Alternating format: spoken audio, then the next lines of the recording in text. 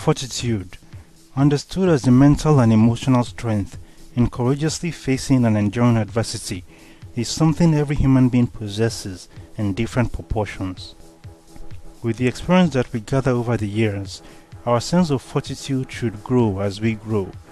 And since everyone is unique and have their own unique life path, so will be the measure of fortitude be unique to all. This unique measure of fortitude should be combined with the intensity with which love is proclaimed in society. For as human beings, we may lean towards this proclamation of love outwardly, but we naturally will always love some people more than others, and we naturally will find some people more distasteful than others. These opposite feelings develop from early in life, as we early on face both blissful moments and times of adversity. There are people who have had to endure immense adversity from childhood, maybe as simple as losing a toy to a bully, or as serious as having their parents separate, or having to change schooling against their will, or being abused by a molester. One painful experience one could go through at any stage in life is losing a loved one. The pain is usually excruciating and the depression that sets in is often quite immense. Another major episode in life is losing one's source of income or one's status, maybe a job loss or a business venture that goes bad. Time most often eases the pain in these cases, as the shock and agitations wear off slowly.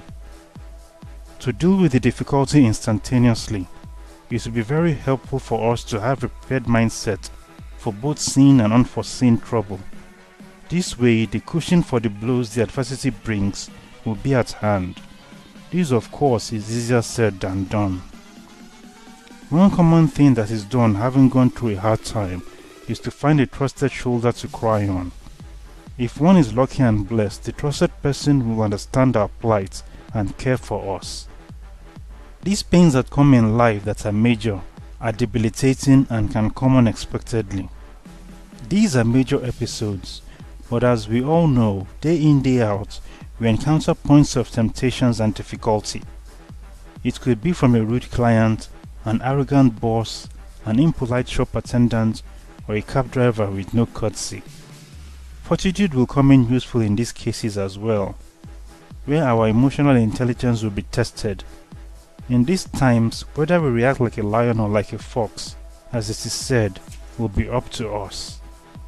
It can be seen then that there is some truth to the saying, the key to happiness is low expectations. Patience will come in very handy in these times, to let the heat of the moment pass, or at least manage it delicately, so as not to have it escalate into an unnecessary mayhem. There is an understanding that the more we practice this patience, the more it becomes a habit and the easier difficulties can be handled.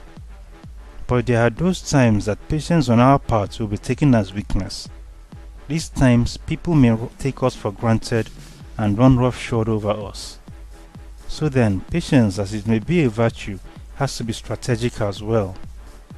If patience is used with the right blend of assertiveness, it can give a healthy combination and can bring out the most out of the situation in our own interests.